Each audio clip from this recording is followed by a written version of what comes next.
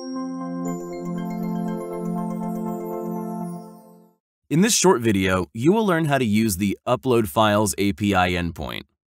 When a translation file is uploaded to Lokalise, we'll parse the file and extract all key value pairs along with additional attributes, comments, descriptions, extra attributes. Based on the file format, keys will be assigned to the corresponding platforms, for example, web or Android. The original file names will also be preserved, so you'll be able to use those when downloading translations back to your PC. So to get started, let's proceed to the Lokalise Developer Hub. Navigate to Lokalise API Playground and open Files. Upload a file. Start by pasting your API token into the corresponding field. Next, provide your Lokalise project ID to upload files to. It is mandatory to provide the base 64 encoded contents of your translation file. Please note that the file type must be supported by Lokalise. Learn more about the support file types in the File Formats article. Also provide the file name. You can specify a relative path as well. For example, let's type en/en.json. The last mandatory option is the lang ISO. Provide the language code, but keep in mind that the specific locale must be available in your project. If the entered locale is missing, the upload operation will fail.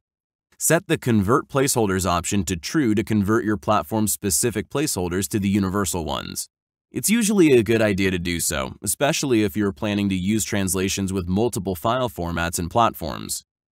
Learn more about universal placeholders in the documentation. If needed, provide one or more tags to assign to your translation keys. Also, choose what keys should be tagged: inserted, updated, or skipped. Set the Replace Modified option to True if you would like to update already existing translations with the newly uploaded value. Please be aware that the update will be performed only if the existing keys are assigned to the same file name. Distinguish by file should be enabled only if you have duplicating key names in different files, and these keys should not be merged into a single entry on Lokalise. Enable the Apply TM to automatically apply 100% translation memory matches. When this option is enabled, Lokalise will analyze matches between the text you have already translated and text from the uploaded file. If the system detects a 100% match, it will automatically translate keys in the files you've uploaded. Tick the Use Automations to apply automation rules for the uploaded data. Learn more about automations in our documentation.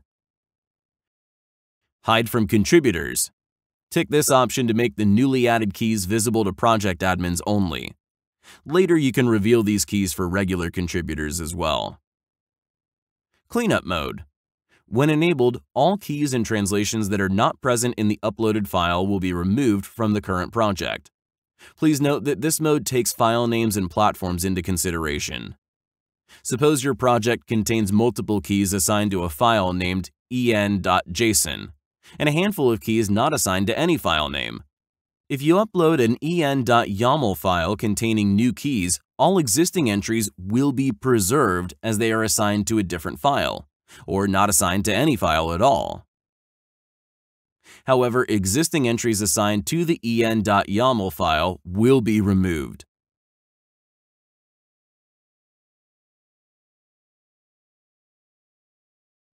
And so that's it. You can adjust other options as needed, and once you're ready, click the Try It button. The uploading will happen in the background, so the response will contain the queued process ID and its status. You can also view the response headers by clicking on the corresponding button, or you can replay the same request. Let's copy the process ID and proceed to the queued processes. Retrieve a process page. Enter your project ID and the background process ID and click Try It. As you can see, the upload is already completed, which means that your translations are now available on Lokalise. Alternatively, you can open your Lokalise project, proceed to activity, and check the status of the background job. Great!